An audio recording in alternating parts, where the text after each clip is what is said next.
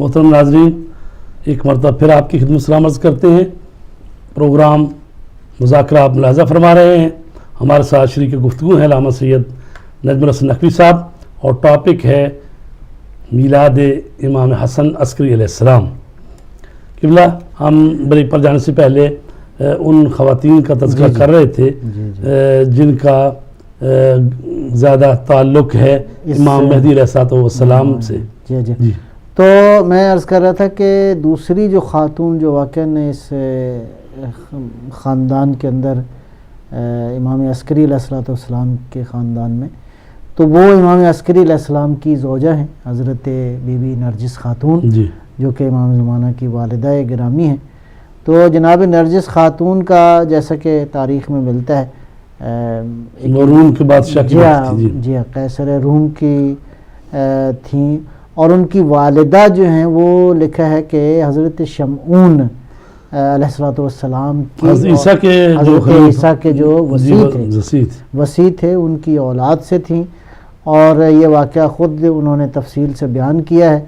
تو اس میں بہرحال مختصر یہ ہے کہ آپ کی شادی جو ہے وہ کرنے چاہتے تھے آپ کے دادا، تو 2 بار رشتہ طے ہوا، اور وہ جو تخت تھا وہ ٹوٹ گیا، اور اس کے بعد جب بھی وہ عقد نکاح کے لیے جمع ہوتے تھے دربار میں سجتا تھا، تخت سب لگتے تھے، اس طرح زلزلے کی کیفیت پیدا ہوتی تھی، تخت سب نگو ہوتا تھا، تو اس سے انہوں نے سمجھ لیا کہ اس میں کوئی راز ہے، کوئی مسئلہ ہے۔ تو اس کے بعد یہ ہوا کہ خواب دیکھا جناب بی بی نرجس خاتون سلام اللہ علیہ، اس خواب میں ایک ملاقات میں 2 خواب ہیں، جی ایک خواب میں یہ ہے کہ نبی اکرم صلی اللہ علیہ وسلم امیر المومنین آئے ہیں، ساتھ حضرت عیسیٰ علیہ السلام اور حضرت شمعون ہیں، تو پیغمبر اکرم نے جو ہے وہ خواستگاری کی ہے، سبحان اللہ۔ تو یہ خواب انہوں نے بھی دیکھا ہے، یہ خواب نرجس خاتون نے بھی یہ خواب دیکھا ہے، جی تو یہ، اور دوسرے خواب میں یہ ہے کہ زیارت ہوئی ہے جناب بی بی سیدہ سلام اللہ علیہا کی، تو کہا ہے کہ آپ کا بیٹا مجھے ملنے نہیں آتا، تو بی بی نے فرمایا کہ جب تک اسلام کا اظہار نہیں کرو گی تو پھر میں اپنے بیٹے سے کہوں گی تو وہ روز ملنے کے لیے آئے گا، اور ایسا ہی ہوا۔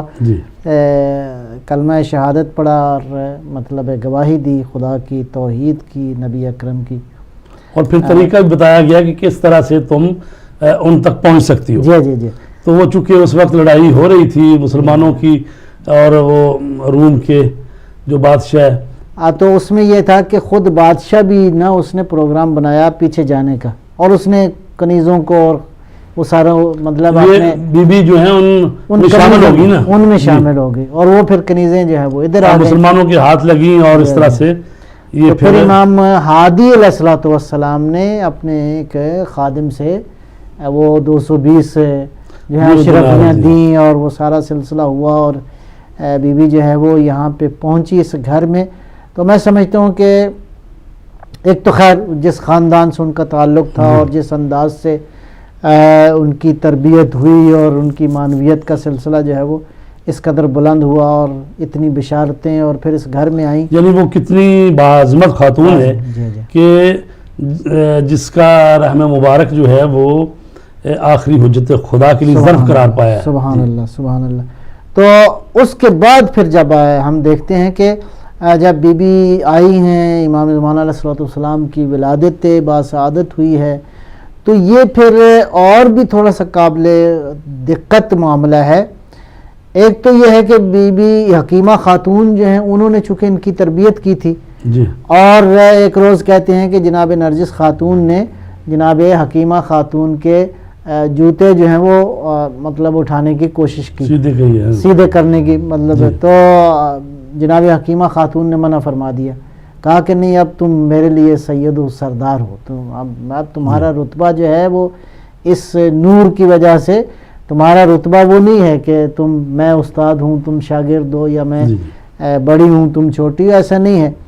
تو وہ یعنی یہ واقعی یہ باتیں یوں مطلب ہے یہ قابل غور یہ ہے کہ اس خاندان میں ایسا نہیں ہے کہ اللہ تعالیٰ نے ایک ایسے گھر میں کسی اپنے نمائندے کو بھیج دیا ہے کہ اس گھر والے جانتے ہی نہیں اس کو، یہ واقعاً اتنا گہری بات ہے، یہ بہت گہری بات، ایسا نہیں اچانک اتفاقی نہیں ہے بات، بس چونکہ جب امام مہدی علیہ السلام تشریف لائیں گے تو حضرت عیسیٰ علیہ السلام بھی تشریف لائیں گے، صحیح بات ہے، اور پھر حضرت عیسیٰ علیہ السلام جو ہے امام مہدی کے پیچھے نماز پڑھیں گے، اور جتنی دنیا عیسائیت ہے، مسیحیت، وہ دیکھے گی کہ بھئی ہم تو ان کو خدا کا بیٹا سمجھتے رہے ہیں اور یہ رسول کے بیٹے کے پیچھے نماز پڑھ رہے ہیں، تو عیسائی اور مسیحیت دنیا تو حضرت عیسیٰ کی وجہ سے وہ اسلام میں آ جائے گی، اور پھر یہ جو امام مہدی علیہ السلام کی والدہ گرامی ہیں وہ بھی حضرت عیسیٰ علیہ السلام کے وسیع شمعون جو ہیں ان کی نسل سے ہیں، تو یہ جو رشتے ہیں یہ قدرت نے اس طرح سے جوڑے ہیں، یہ بڑی حکمت ہے، جی حکمت ہے۔ اور ایک نقطہ اہم یہ بھی ہے کہ خود امام علیہ الصلوۃ والسلام کے ظہور کے حوالے سے جو باتیں لکھی گئی ہیں اس میں یہ ہے کہ عیسائی جو ہیں قوم جو ہے اس کی طرف سے کوئی مزاحمت نہیں ہوگی، جی، یعنی جیسے ہی وہ ان حالات کو، حقائق کو دیکھیں گے تو فوراً وہ سب کے سب جو ہیں وہ دین اسلام کو قبول کر لیں گے، اور مسیح علیہ الصلوۃ والسلام بھی ظاہر ہے انہیں دعوت دیں گے، کہیں گے کہ معاملہ یوں ہے۔ جی، تو یہ بھی ایک نقطہ بڑا اہم ہے، اس اعتبار سے ضرورت ہے کہ ان حقیقتوں کو پورے انسانوں تک پہنچایا جائے اس حوالے سے۔ تو لہذا جناب بی بی نرجس خاتون کے حوالے سے صرف ایک نقطہ اور میں عرض کرنا چاہ رہا تھا کہ وہ یہ ہے کہ وہ جو 5 سال کا عرصہ ہے، جی، جس 5 سال کے عرصے میں جناب امام زمانہ علیہ السلام کی ولادت بھی ہوئی اور دشمن امام زمانہ کی تلاش میں تھا اور امام علیہ الصلوۃ والسلام کے قتل کے درپے تھی حکومت، تو ایسے حالات میں ایک ماں کا ایسا رول کہ اس نے اپنے بچے کی حفاظت بھی کی ہو اور اتنی بڑی حقیقت کو جو ہے وہ سنبھال کے رکھا ہے، اور خود جناب نرجس خاتون کی عظمت کی ایک بہت بڑی دلیل ہے۔ ہم ایسا کرتے ہیں کہ جو سوالات کیے گئے ہیں جی بسم اللہ۔ ان کا جواب دیتے ہیں۔ تو سوال کیا گیا ہے سعودی عرب سے کہ کہا جاتا ہے کہ رسول پاک صلی اللہ علیہ وآلہ وسلم پر جادو جو ہے کسی نے کیا تھا، تو وہ پوچھتے ہیں کہ کیا نبی اکرم پر بھی ایسی چیز ہو سکتی ہے؟ یہ امکان ہی نہیں ہے، ہمارا تو عقیدہ ہے کہ ایسا ممکن ہی نہیں ہے کہ پیغمبر اکرم علیہ الصلوۃ والسلام پہ جادو کا اثر ہو، ورنہ وہ جو نبوت کا جو بنیادی عقیدہ ہے وہ اس پہ مشکل پیش آتی ہے، لہذا نبی اکرم صلی اللہ علیہ وسلم جو ہیں ان پہ کسی جادو کا اثر وثر نہیں تھا۔ تو اگر ایسا ہو جائے تو اس کا تو مطلب ہے جو بھی نبی آئے گا جی جی اور جو لوگ جادوگر ہیں وہ تو پھر اس پر تسلط پیدا کر لیں گے، تو وہ تو کر نہیں سکتا، پھر لہٰذا ایسا ہو نہیں سکتا۔ لیکن ایک اور پہلو جو ہے وہ یہ ہے کہ کیا لوگ ٹرائی بھی نہیں کرتے، یہ علیحدہ بات ہے۔ ایک دفعہ یہ ہے کہ اس شخصیت پر اثر ہوا یا نہیں یہ تو ہم نہیں مانتے اس کو، لیکن کیا انہوں نے کوشش نہیں کی، وہ ملتا ہے روایتوں میں ملتا ہے۔ یہ خود قرآن اس بات کی طرف جی سورہ قلم میں جو ہے نا آخری نہیں، خود حضرت موسیٰ کا جو واقعہ ہے وہ عصائے موسیٰ اور یہ سانپ، یعنی جادوگر خود اپنی ٹرائیاں تو کرتے ہیں نا، کوششیں کرتے ہیں، اس ہستی پر نہیں ہو سکتا۔ اور پھر یہ ہے کہ جو جادو بھی ہے اس کا جو بھی اثر ہے تو وہ بھی اللہ تبارک تعالیٰ نے فرمایا کہ بھی ہمارے اذن سے تو کچھ ہوتا ہی نہیں ہے۔ یہ تو نہیں ہے کہ بھئی جادو یا جو بھی ایسی کوئی چیز ہے وہ اس کا کوئی علیحدہ سے کوئی طاقت ہے جو اس کو نافذ ہونے میں مدد کرتی ہے، یہ جو کچھ ہے اللہ تبارک تعالیٰ نے نظام ہستی پیدا کی ہے۔ اور پھر اس میں جو روایتوں میں یہ ہے کہ کسی نے رسول پاک پر جادو کرنے کی کوشش کی اور اس نے جو وہ تھا نا کنگھی وغیرہ میں اس میں لگا کے 11 گرے اور کسی کنویں میں دبا دیا، تو چونکہ جبرائیل آئے اور انہوں نے کہا یہ اس طرح کی بات کر رہے ہیں، آپ رسول پاک سے کہا کہ یہ پڑھیں قل اعوذ برب الناس قل اعوذ برب الفلق، اور دونوں آیتوں کو دیکھیں وہ 11 آیتیں بنتی ہیں، وہ ایک ایک آیت پڑھتے گئے، گرہ کھولتی گئی۔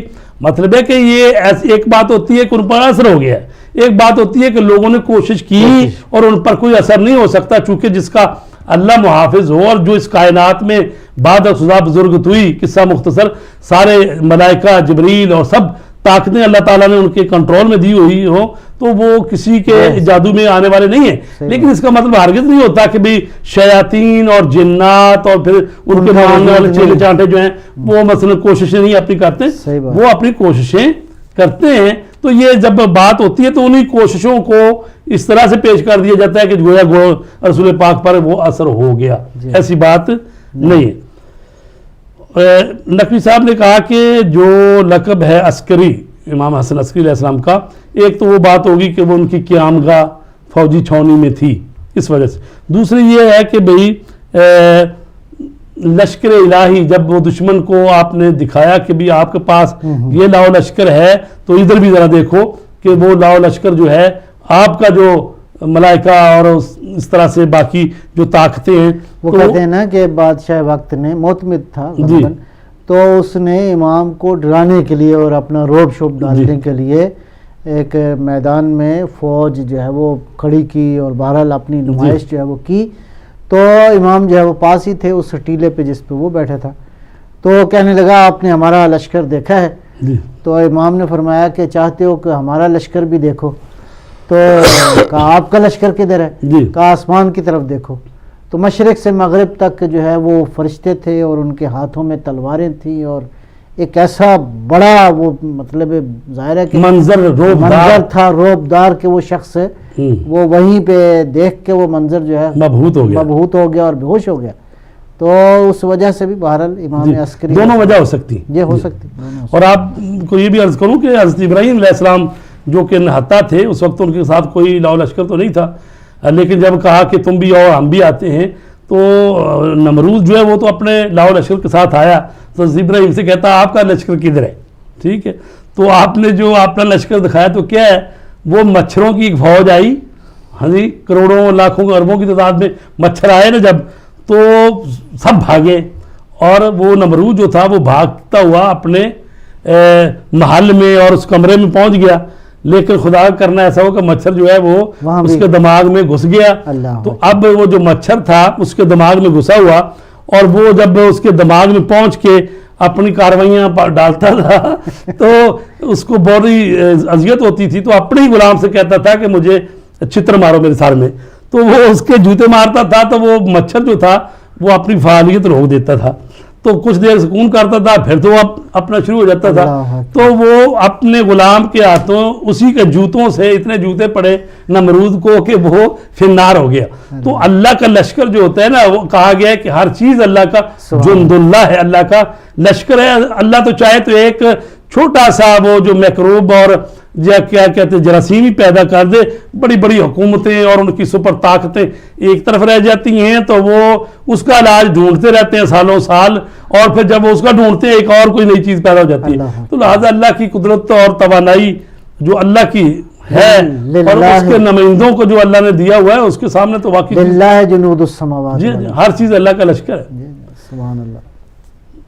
خاتون نے سوال کیا تھا کہ یعنی یہ جو سعودی عرب کے عبداللہ جو دنیا سے چلے گئے ہیں، تو اس پر بعض چینلوں پر یہ چیز آئی ہے کہ کہا گیا ہے کہ بھی اس قسم کی روایت ہے کہ امام نے فرمایا، امام جعفر صادق علیہ السلام نے، کہ تم مجھے عبداللہ کے مرنے کی خبر دو، میں تمہیں مہدی کی ظہور کی خبر دوں۔ تو اس کی کہاں تک حقیقت ہے اور یہ واقعی ایسی بات ہے؟ میرا خیال ہے ایسا نہیں ہے، یہ لوگوں کا گمان ہے، ایزیوم کر رہے ہیں کہ شاید یہ، ورنہ کوئی قطعی دلیل ہمارے پاس نہیں ہے کہ یہ کوئی ایسا ہی کوئی مصداق ہے، حتمی مصداق ہے۔ جی مقصد یہ ہے کہ اس حدیث میں یہ جو ہے نا، اگر اس کو حدیث مانا جائے تو کہ عبداللہ ابن عبدالعزیز نہیں لکھا، عبداللہ لکھا ہے نا خالی، تو عبداللہ شاہ اردن والا بھی عبداللہ ہے، یہ بھی ہو سکتا ہے ان کے بعد بھی کوئی ایسا ہے، کوئی اور بھی عبداللہ آ سکتا ہے۔ تو لہٰذا یہ تو ہم کہہ سکتے ہیں کہ بہرحال جو نشانیاں ہونی ہیں وہ ہو رہی ہیں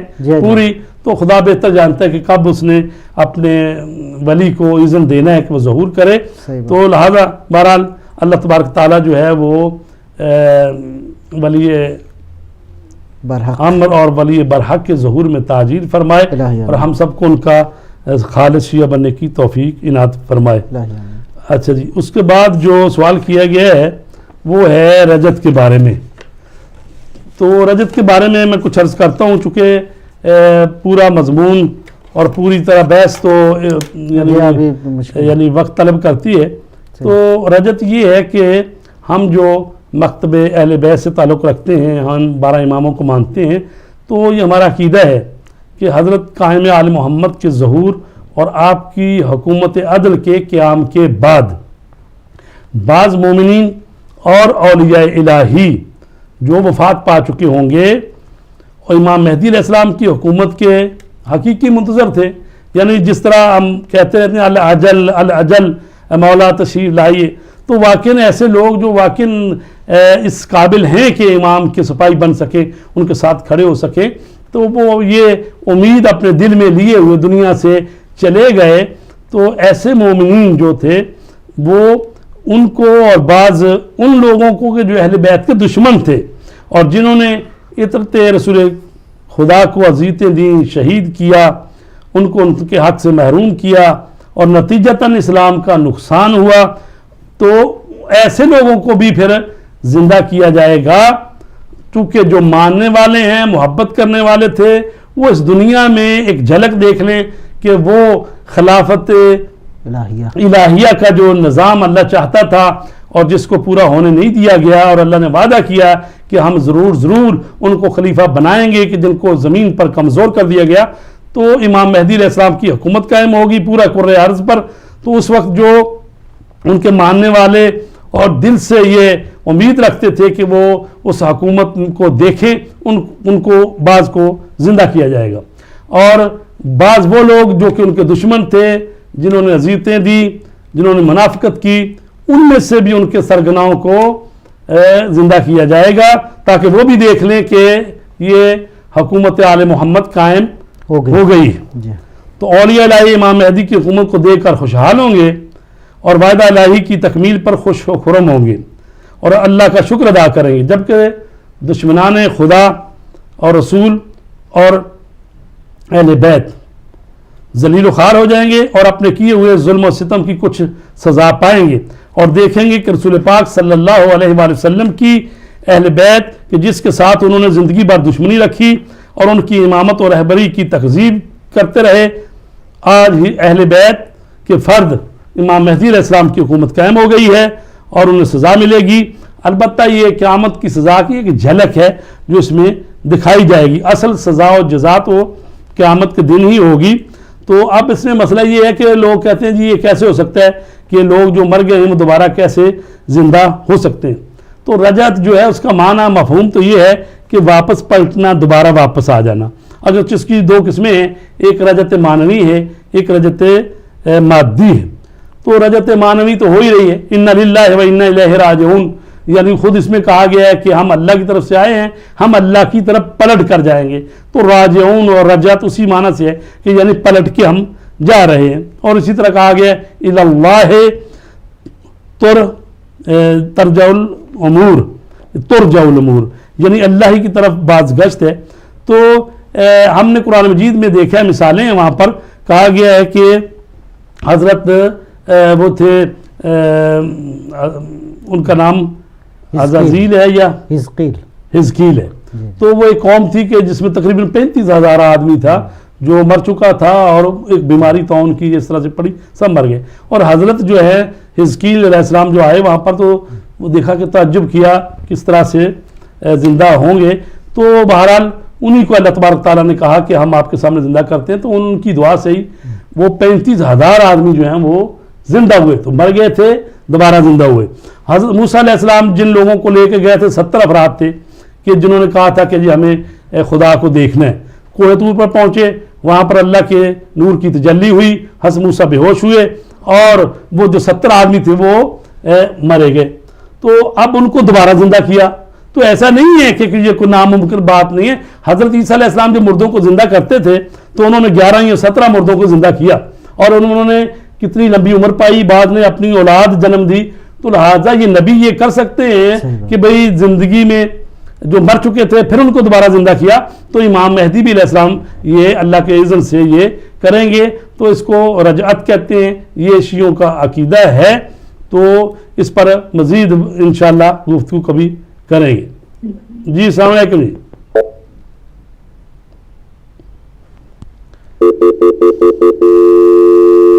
جی قبلہ اس پر آپ مزید کچھ رجعت کے بارے میں میرے خیال بنیادی کانسیپٹ تو آپ نے بیان کر ہی دیا ہے جی کہ رجعت یہ ہے کہ دوبارہ رجوع کریں گے. اور کیا واقعا ممکن ہے؟ میں سمجھتا ہوں کہ خداوند عالم ہر چیز پر قادر ہے جی. اور واقعات بھی آپ نے بیان فرما دیے ہیں کہ ایسا ہوا ہے. اور خداوند عالم ظاہر ہے کہ یہ جو ہے غالباً کالر دیکھ لیجیے. جی السلام علیکم. جی وعلیکم السلام جی. باجوہ سیالکوٹ سے بات کر رہا ہوں. جی باجوہ صاحب جی فرمائیں, کیا کہنا چاہیں گے؟ یہ جی قبلہ جو یہ تشہد میں علی ولی اللہ پڑھتے ہیں اور کچھ لوگ پڑھتے ہیں کچھ لوگ نہیں پڑھتے. جی تو اس میں جو ہے نا یہ پڑھنا چاہیے یا نہیں پڑھنا چاہیے یا اختلاف نہیں کرنا چاہیے, یہ ذرا مہربانی ذرا وضاحت کر دیں. جی ٹھیک ہے. جی یہ میرے بھائی نے جو سوال کیا ہے کہ تشہد میں شہادت ثالثہ یعنی علی ولی پڑھنا چاہیے نہیں, تو میں عرض کروں کہ پہلی بات تو یہی ہے کہ آپ جس مجتہد کی تقلید کرتے ہیں آپ ان کی طرف رجوع کریں اور آپ کو بتا دیں گے, لیکن ہماری بھی بہرحال ذمہ داری بنتی ہے. وہ یہ ہے کہ آپ دیکھ رہے ہیں کہ شیعہ مسلمان جو نماز پڑھتے چلے آ رہے ہیں پچھلے 1400 سال سے, تو یہ اللہم صلی علی محمد و آل محمد پر ہی اکتفا کیا جاتا ہے, وہی تشہد پڑھا جاتا ہے. اشہدو ان لا الہ الا اللہ وحدہ لا شریک لہ واشہدو ان محمدا عبدہ ورسولہ اللہم صلی علی محمد و آل محمد, یہی تشہد پڑھا جا رہا ہے. اور آپ نے دیکھا کہ ابھی ہدایت ٹی وی جو ہے یہ کربلا سے بھی نماز کو نشر کرتے ہیں بعض اوقات, اور مشہد سے, امام رضا کے روزے سے, قم سے, نجف اشرف سے. تو یہ ہے ہمارے وہ مرکز جو ہمارے علمی مراکز ہیں, اور وہاں پر ہمارے جو ہے مراجع کرام بھی ہوتے ہیں, اور وہیں سے دین جو ہے ابھی وہ چل رہا. تو آپ نے کبھی دیکھا کہ کبھی مولا امام حسین کے روزے سے جو نماز آ رہی ہے اس میں کوئی تشہد پڑھ رہا ہو, یا نجف اشرف سے جو نماز آ رہی ہے اس میں کوئی تشہد پڑھ رہا ہو, یا امام رضا کے روزے سے کوئی جو نماز ہو رہی ہے ٹیلی کاسٹ اس میں. تو لہٰذا کوئی مجتہد نہیں پڑھ رہا, اور نہ ہی یہ صرف مسئلہ بنا ہوا ہے, یہ ہمارے پنجاب اور سندھ کا کچھ علاقہ ہے, یہاں پر کچھ لوگوں نے یہ تحریک چلائی ہوئی ہے, خدا ان کی ہدایت فرمائے. تو نماز ایک ایسا توقیفی عمل ہے, یعنی جتنا اللہ رسول اور ائمہ نے فرمایا اتنا ہی ہے, اس سے زیادہ نہیں ہے. تو لہٰذا یہ بالفرض اگر کوئی شروع کر بھی لیتا ہے تو یہ تو 25-30 سال ابھی کی بات ہوئی نا.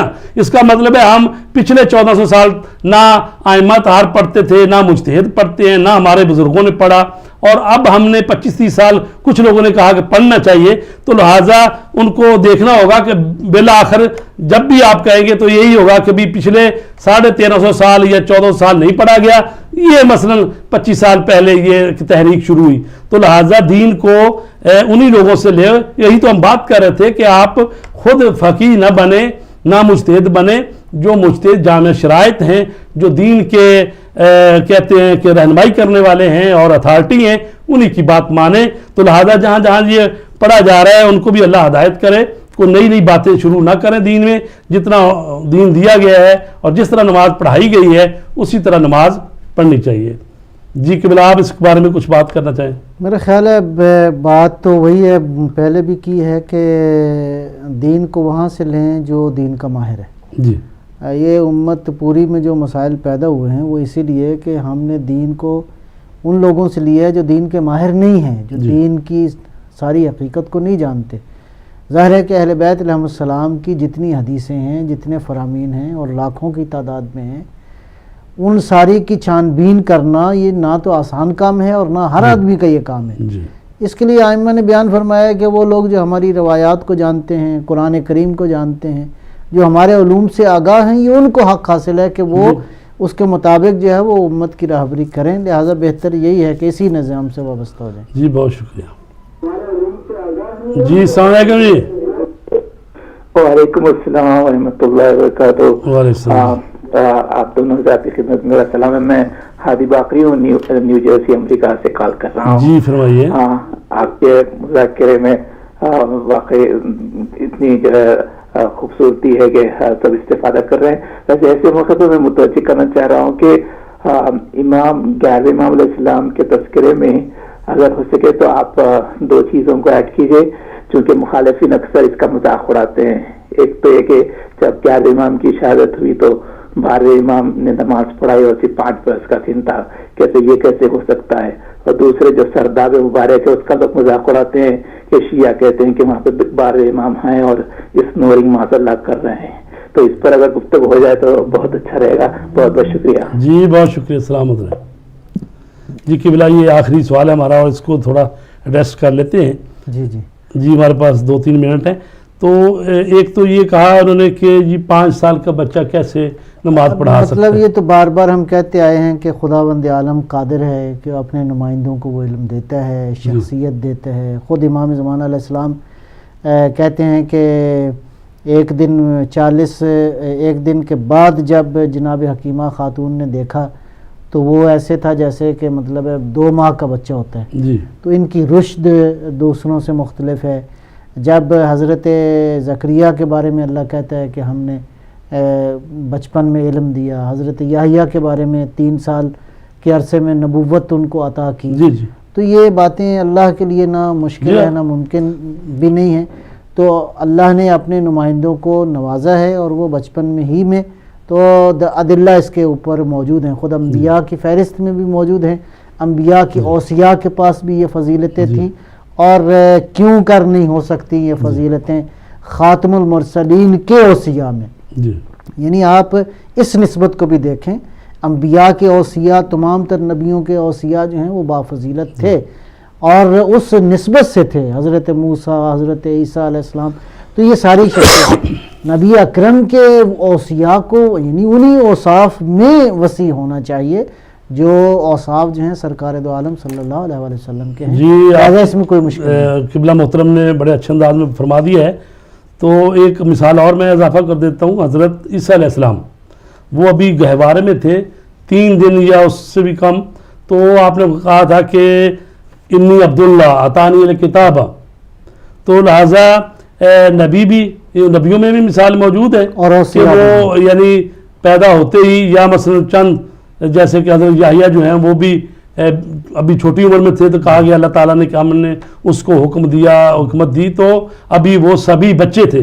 تو لہٰذا یہ اس وقت ہوتی ہے بات جب اللہ کی طرف سے نہ ہو. جب اللہ کی طرف سے ایک ہستی آئی ہے تو اللہ تبارک تعالیٰ دے سکتا ہے تمام قدرتیں اور بولنے کی صلاحیت. تو رہ گئی بھائی سرداب کی بات. تو ظاہر ہے کہ وہ جب امام نے پڑھا دیا جنازہ اپنے والد گرامی کا تو حکومت کے افراد کو پتہ چلا کہ ان کے تو اولاد ہے. تو اس وقت جب وہ پکڑنے کے لیے آئے تو اس وقت پھر یہ امام جو ہیں وہ ان کو نہ پا سکے. تو اسی کے ساتھ ہم آج کا پروگرام ختم کرتے ہیں. بہت شکریہ.